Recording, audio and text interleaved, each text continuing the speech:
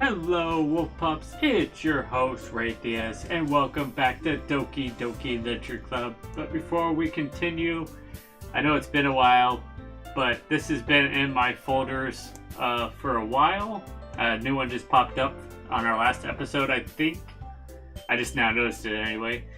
But once you progress through this game, certain files get messed with, get added into your game folder. I'm sure a lot of people know that by now, but if you don't, yeah, that happened. So, let's see if I can pull it up here.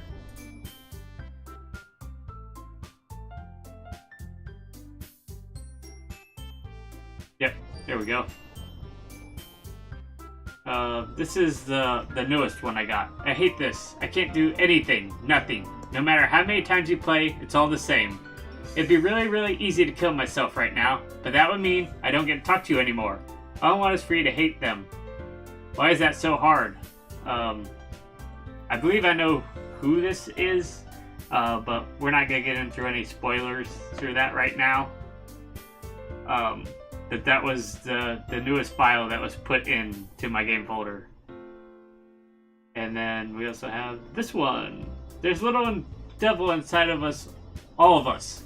Beneath their manufactured perception, their artificial reality, is a writhing, twisted mess of dread, loathing, judgment, elitism, self-doubt. All thrashing to escape the feeble hold of their host, seeping through every little crevice they can find, into their willpower, starving them of all motivation and desire, into their stomach, forcing them to drown their guilt in comfort food, or into a newly opened gash in their skin, hidden only by the sleeves of a cute new shirt. Such a deplorable tangled mass is already present in every single one of them. That's why I chose not to blame myself for their actions. All I did was untie the knot. I'm pretty sure that's by the same mysterious person, I think. Like I said, I'm not going to spoil my theory on it right now, and some people probably already know. That was right after Sayori hung herself. That was added. This one was added. The other one was added, like I said, not too long ago. I'm pretty sure. I didn't check, but it was added pretty recently, I think, in this game. So, let's get back into it.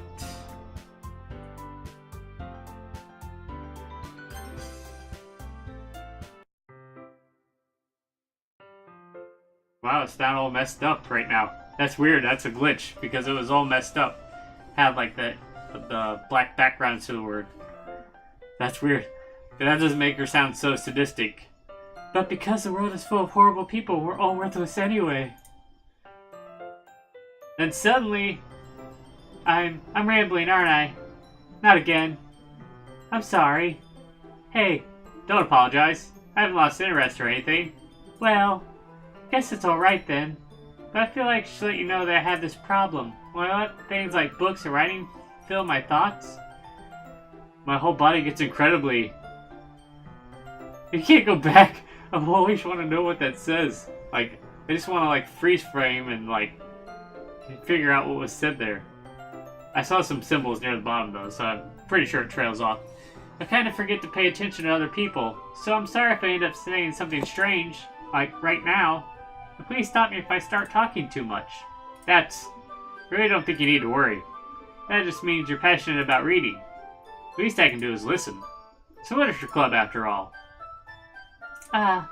That's true. In fact, might as well get started reading it, right? Yes? Oh my god, that was freaky. I mean, you don't have to, but... what are you saying? Let me just get the book. Oh, that was her. I quickly retrieved the book that I put into my bag. I think I did that last time. That's some deja vu stuff.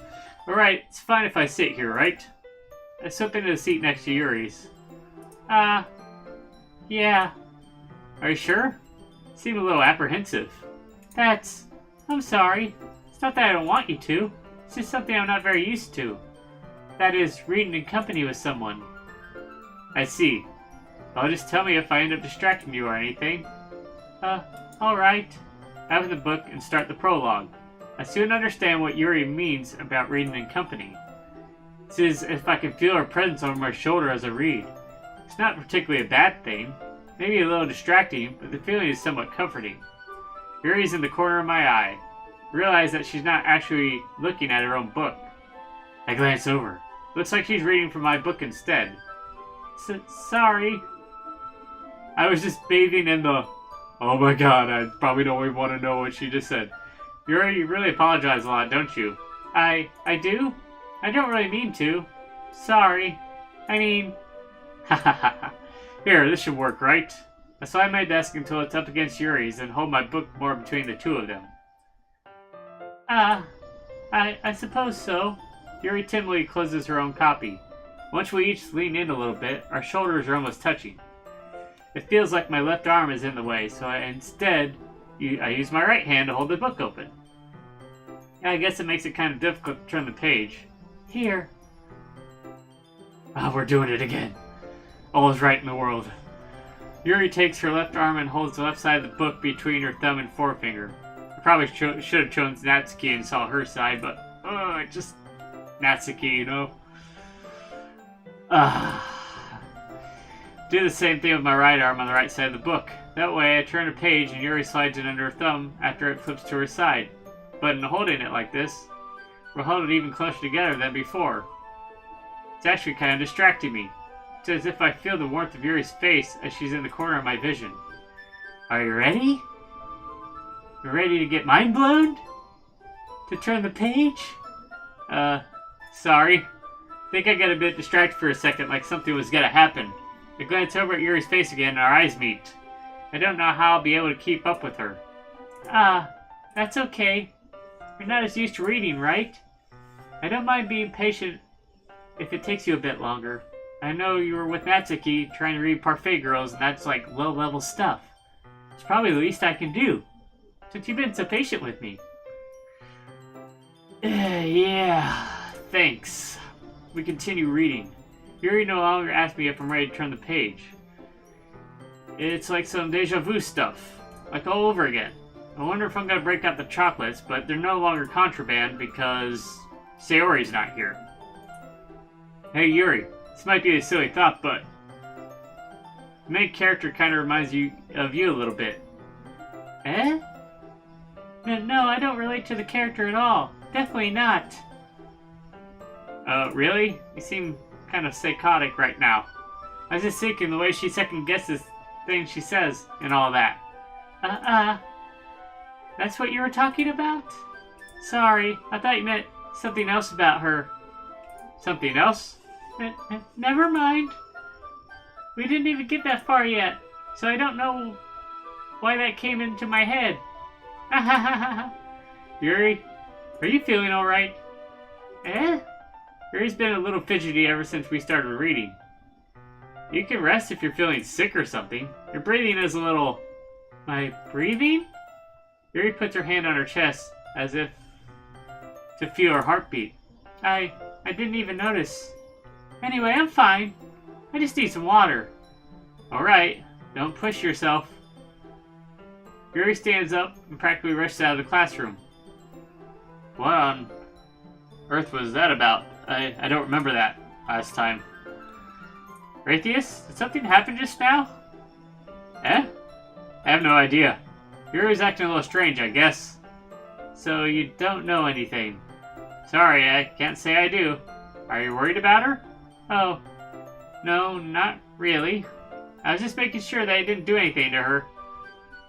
No, nothing? Don't worry, I believe you, silly. Yuri just does this sometimes. It's nothing alarming. Alright, if you say so. Anyway, why don't we start with sharing our poems with each other? Should we wait for Yuri? Well, she might be a while, so I just figured we'd get started without her. Is that okay?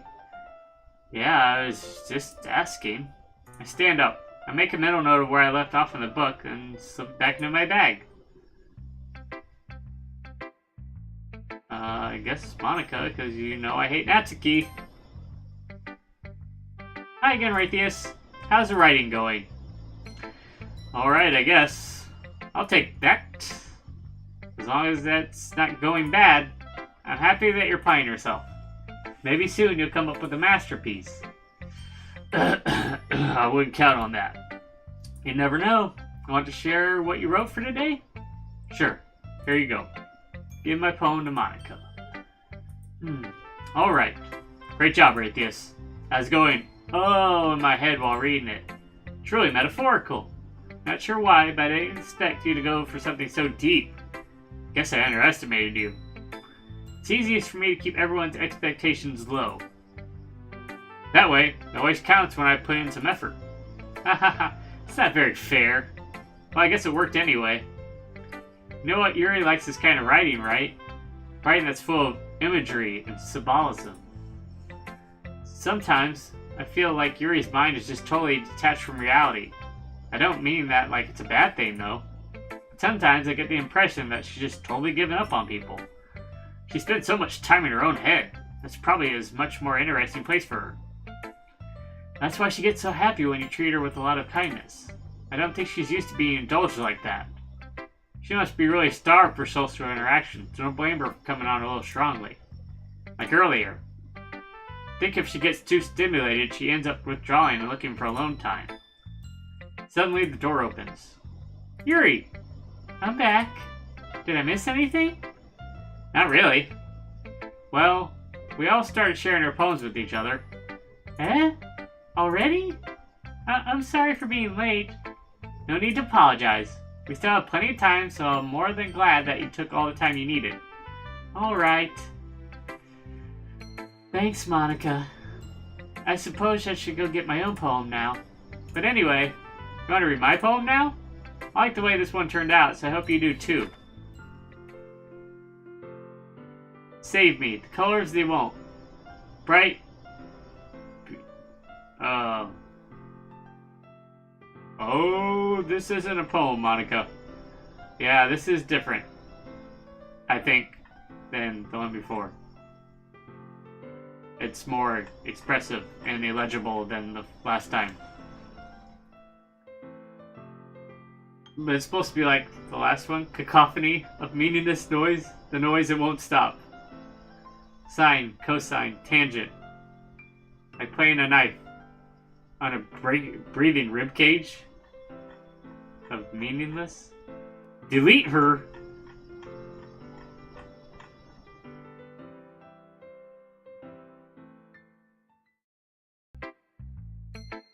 Sorry, you know it's kind of abstract. I'm just trying to, well, never mind. There's no point in explaining. Anyway, here's Monica's writing tip of the day. Sometimes you'll find yourself facing a difficult decision. When that happens, don't forget to save your game. Sure, let's save it right now.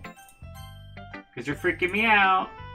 Okay, we saved it. You never know when, who am I talking to? Can you hear me? Tell me you can hear me. Anything. Please help me. Okay. That's my advice for today. Thanks for listening. Yuri? I've been waiting for this. Let's see what you've written for today. Yuri stares at the poem with a surprised expression on her face. Do you like it? Raytheus, how did you pick up on this so quickly? Just yesterday, I was telling you the kind of techniques worth practicing. Maybe that's why. You did a good job explaining. I really want to try giving it more imagery. Yuri visibly swallows. Even her hands appear sweaty. Once again, Mom's spaghetti. Already. But yeah. That makes me so happy. It's so amazing to feel like I'm valued, Raytheus. Everything they write is a treasure to me. My heart pounds just holding it. I want to write a poem about this feeling. Is that bad, Raytheus? I'm not being weird, right? I'm having a harder time than usual at concealing my emotions. I'm kind of embarrassed. But right now, I just want you to read my poem, too. Okay? Wheel. Wait. This is different. I'm pretty sure. A rotating wheel, turning an axle, grinding, bolt head. Linear gearbox, falling sky, 7 holy stakes, a docked ship, a portal to another world, a thin rope tied to a thick rope, a torn harness, parabolic gearbox, expanding universe, time controlled by slipping cogwheels, existence of God, swimming with open water in all directions, drowning, a prayer written in blood, a prayer written in time-devouring snakes with human eyes, a thread connecting all living human eyes, a kaleidoscope of holy stakes, exponential gearbox, a sky of exploding stars, God disapproving the existence of God, a wheel rotating in 6 dimensions, 40 gears and a ticking clock, a clock that ticks 1 second for every rotation of the planet, a clock that ticks 40 times every time it ticks every second time, a bolt head of holy stakes tied to the existence of a docked ship to another world, a kaleidoscope of blood written in clocks. This is different. A time-devoured prayer connecting the sky of 40 gears and open human eyes in all directions.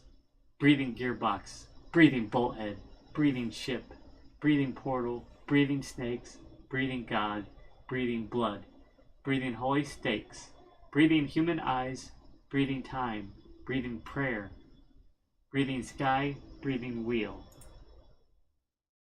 Doesn't really matter what it's about.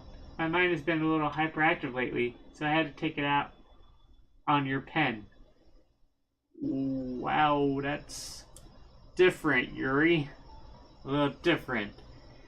But that's gonna have to be it for this episode, even though we're getting all types of crazy. If you like this video, give it a paws up. Subscribe, join the pack. Till next time, take care.